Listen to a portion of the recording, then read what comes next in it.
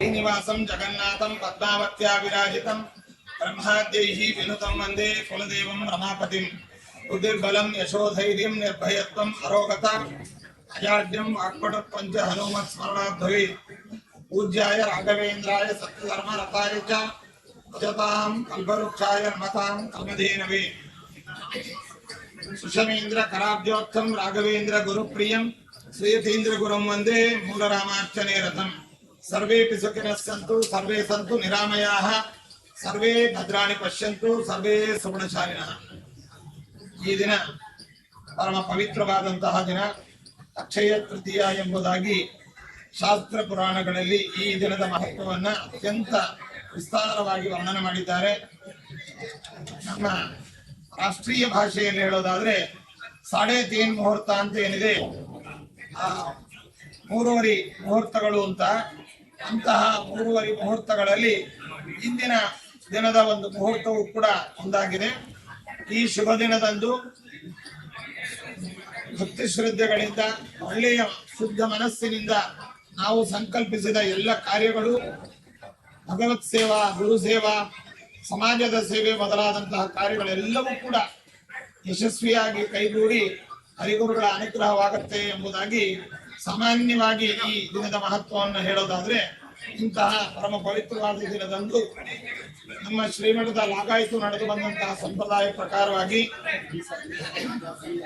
ಮಠದ ಪೂರ್ವಿಕ ಗುರುಗಳ ಸ್ವತಂತ್ರಯಾಮಿಯಾದಂತಹ ಭಾರತೀಯ ಮುಖ್ಯ ಪ್ರಾಣಾಂತರ್ಗತ ಮೂಲರಾಮದೇವರಿಗೆ ವಿಶೇಷವಾಗಿ ಗಂಧಲೇಪನಾದಿ ಕಾರ್ಯಕ್ರಮಗಳನ್ನ, ವಿಶೇಷ ಪಂಚಾಮೃತ, ವಿಶೇಷ ಪೂಜೆ ಇತ್ಯಾದಿಗಳನ್ನು ಆಚರಿಸ್ತಾ ಬಂದಿರತಕ್ಕಂಥದ್ದು.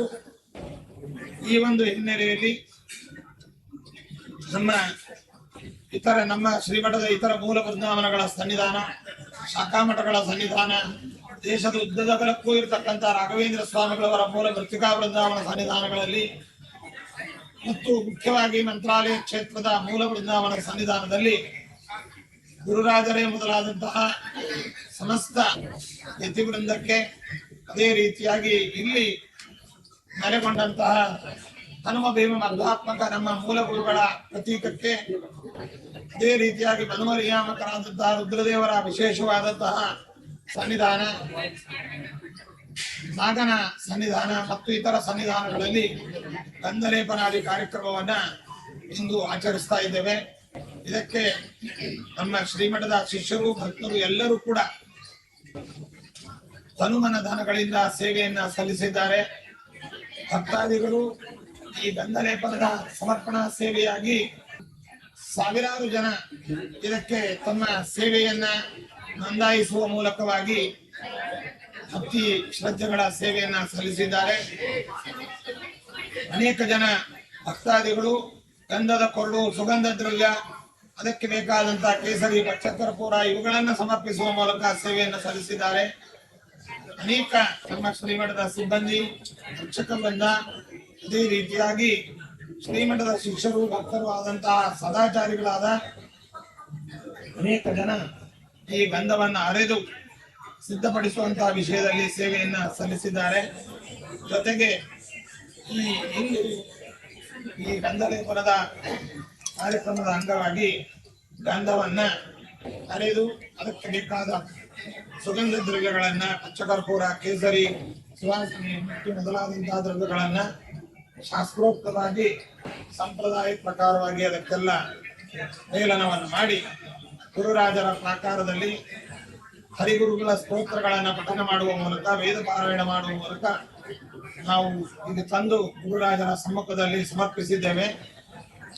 ಈ ಒಂದು ಸೇವೆಯಿಂದ ಹರಿಗುರುಗಳು ಪ್ರೀತರಾಗಿ ಸಮಸ್ತ ಲೋಕಕ್ಕೆ, ವಿಶೇಷವಾಗಿ ಸಜ್ಜನ ವೃಂದಕ್ಕೆ ಎಲ್ಲ ರೀತಿಯಾಗಿ ಅನುಗ್ರಹಿಸಲಿ. ದೇಶದಲ್ಲಿ ಶಾಂತಿ, ಧರ್ಮ ಇವು ನೆಲೆಗೊಳ್ಳಲಿ.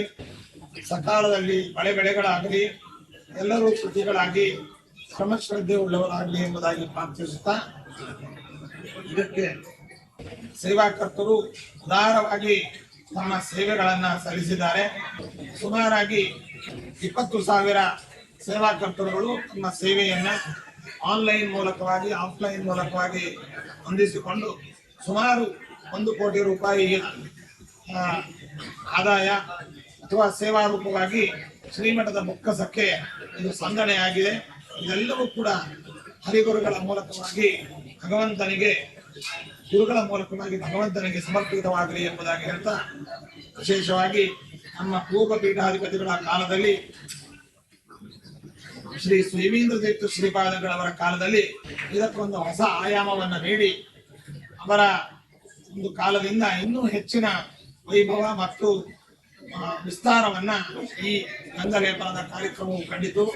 ಅವರ ಕಾಲದಲ್ಲಿ ಮಠದ ವಿದ್ವಾಂಸರು ಸರಸ್ವತಿ ಕಂಠಾಭರಣರು ಆದಂತಹ ನಮ್ಮ ಕಲಿಯುಗ ಕಲ್ಪತರು ಮೊದಲಾದ ಗ್ರಂಥಗಳನ್ನ ಸಮಾಜಕ್ಕೆ ರಾಯರ ಚರಿತ್ರಾರೂಪವಾಗಿ ನೀಡಿದಂತಹ ರಾಜಾ ಗುರುರಾಜಾಚಾರ್ಯರ ಒಂದು ಅಪಮೃತ್ಯುವ ಸಂದರ್ಭವಾಗಿ ಅದನ್ನು ಹರಿಗುರುಗಳಲ್ಲಿ ಪ್ರಾರ್ಥಿಸಿಕೊಂಡಾಗ ಅವರಿಗೆ ಸ್ವಪ್ನ ಸೂಚನೆಯಂತೆ ಅಪಮೃತ್ಯು ಪರಿಹಾರ ಮಾಡಿ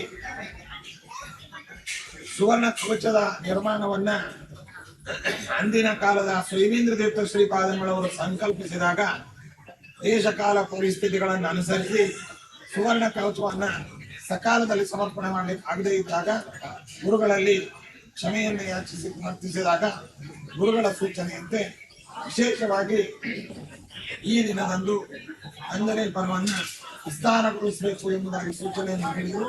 ಆ ಒಂದು ಹಿನ್ನೆಲೆಯಲ್ಲಿ ಅಂದಿನಿಂದ ಇನ್ನೂ ಹೆಚ್ಚಿನ ಪ್ರಮಾಣದ ವಿಸ್ತಾರವಾದ ಕಾರ್ಯಕ್ರಮವನ್ನು ಹೊಂದಿ ಆಗಾಯಿತು ನಡೆದುಕೊಂಡು ಬಂದಿದೆ ಎಂಬುದನ್ನು ಈ ಸಂದರ್ಭದಲ್ಲಿ ಹೇಳ್ತಾ, ಇದಕ್ಕೆ ಹೆಚ್ಚಿನ ಈ ಗಂಧಲೇಪನದ ಒಂದು ಹೊಸ ಆಯಾಮವನ್ನ ನೀಡಿದಂತಹ ಅವರು ನಮ್ಮ ಪರಮ ಪೂಜ್ಯ ನಮ್ಮ ಪರಮೇಶ್ವರಿ ಗುರುಗಳಾದಂತಹ ಪ್ರೇಮೇಂದ್ರ ತೀರ್ಥ ಶ್ರೀಪಾದಂಗಳವರು ಅವರ ಆಜ್ಞೆ ಪ್ರಕಾರವಾಗಿ ಗುರುರಾಜಾಚಾರ್ಯ ಮೊದಲಾದಂತಹ ಮಠದ ಪ್ರಮುಖರೆಲ್ಲರೂ ಕೂಡ ಅದಕ್ಕೆ ವಿಶೇಷವಾಗಿ ಸೇವೆಯನ್ನು ಸಲ್ಲಿಸಿದ್ದಾರೆ. ಆ ವಿಷಯವನ್ನು ಕೂಡ ಈ ಸಂದರ್ಭದಲ್ಲಿ ಸ್ಮರಿಸಿ ಎಲ್ಲರಿಗೂ ಕೂಡ ಹರಿಗುರುಗಳು ಅನುಗ್ರಹಿಸಲಿ ಅಂತ ಪ್ರಾರ್ಥಿಸಿದ ನಮ್ಮ ಶ್ರೀಮಠದ ಸಿಬ್ಬಂದಿಗಳು, ಅದೇ ರೀತಿಯಾಗಿ ಭಕ್ತಾದಿಗಳು ಎಲ್ಲರೂ ಕೂಡ ಇದಕ್ಕೆ ಸೇವೆಯನ್ನು ಸಲ್ಲಿಸಿದ್ದಾರೆ. ಎಲ್ಲರಿಗೂ ಅಭಿನಂದಿಸಿ ಎಲ್ಲರಿಗೂ ಶುಭವನ್ನು ಕೋರುತ್ತಾ ಇದನ್ನ ಭಗವಂತನಿಗೆ ಸಮರ್ಪಿಸ್ತಾ ಇದ್ದಾರೆ.